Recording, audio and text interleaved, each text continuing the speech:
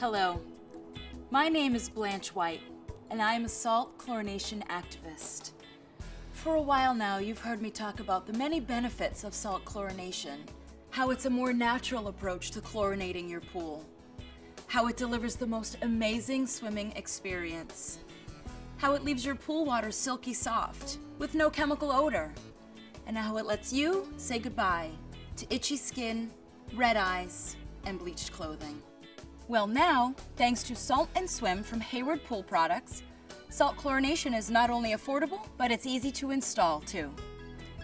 In this video, I'll show you how to install Salt and Swim in as little as 20 minutes. There's no gluing of pipes required, and Hayward's easy-to-use installation kit provides virtually everything that you'll need. Before you unpack your Salt and Swim, make sure you have confirmed the following: that you have an in-ground pool with less than 25,000 gallons of water, that you have a 120-volt GFCI outlet available within 18 feet of your pool's equipment pad, that you have at least 10 inches of straight pipe between the last piece of equipment installed on your pool pad and your pool, and that your pool water is balanced and that you have added the proper amount of salt. Refer to the included Chemistry Quick Start Guide for information on how to prepare your pool water for Salt and Swim operation. If any of these prerequisites have not been met, your Salt and Swim may not be right for you. Contact your local pool professional for other salt chlorination options from Hayward.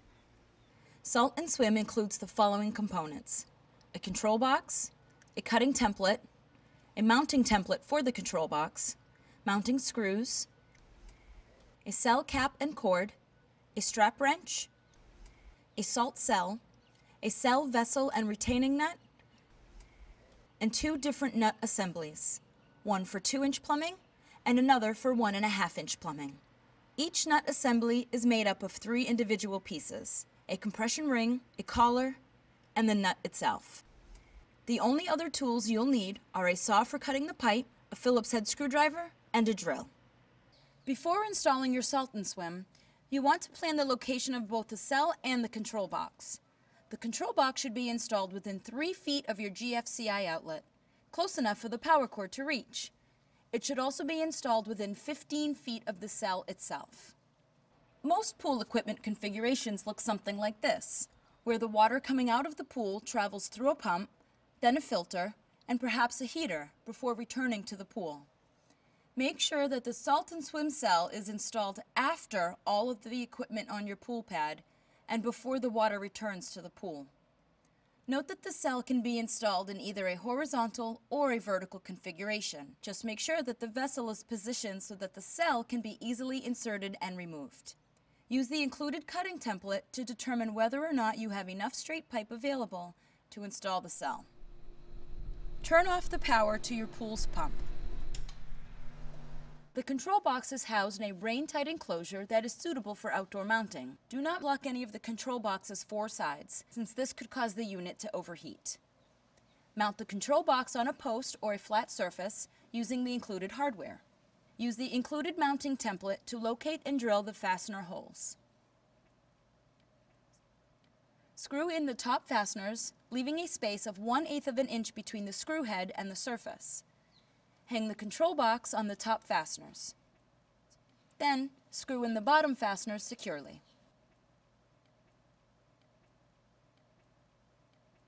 The provided cutting template indicates exactly where to cut your existing pipe in order to install the Salt and Swim cell, so there's no need to guess or measure. Place the cutting template on the pipe at the location where the Salt and Swim cell will be installed. The entire cutting template must fit on the pipe or the cell vessel will not fit. The cutting template has 2 sets of pre-cut notches on the left side and 2 more on the right side. Mark each of the pre-cut notches on the cutting template.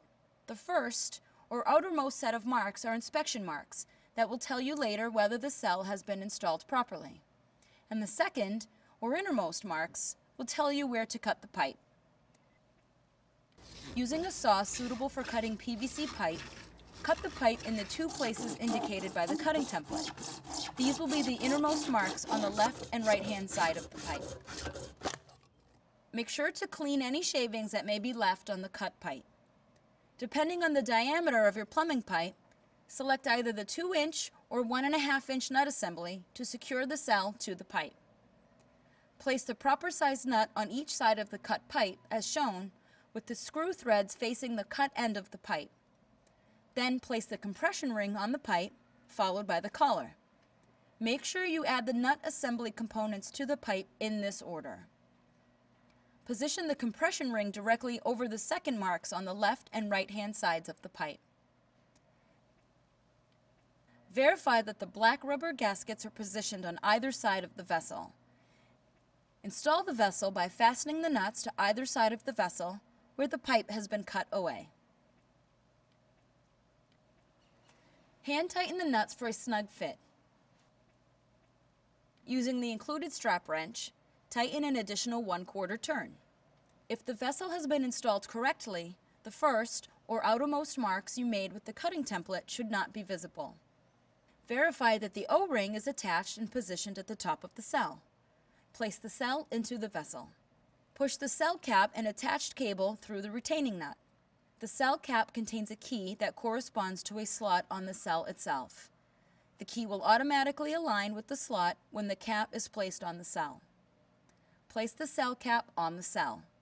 Secure the cap to the vessel with the retaining nut. Hand tighten only. Restore power to your pump. Run the pump for 5 minutes. Check for leaks and then turn off the pump. Plug the line cord for the control box into an outlet. After being powered on for the first time, Salt and Swim will run a diagnostic routine which can take up to 30 seconds. During this time, various indicators may turn on and off.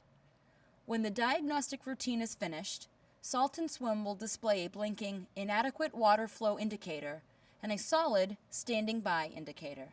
This is perfectly normal. While Salt and Swim is powered, turn the filter pump on, running the pump for at least 20 seconds.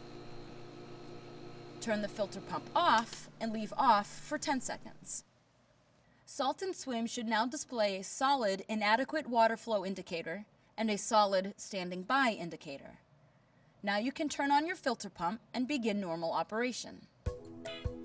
See? It's so fast and easy to install. You'll have plenty of time to soak up the sun. Come on in, kids! The water is fine!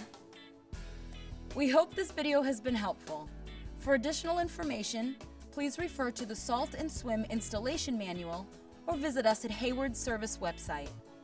Start using your Salt and Swim today and see what a little bit of salt can do. Hayward Pool products with salt chlorination. Live free, live clean, live clear.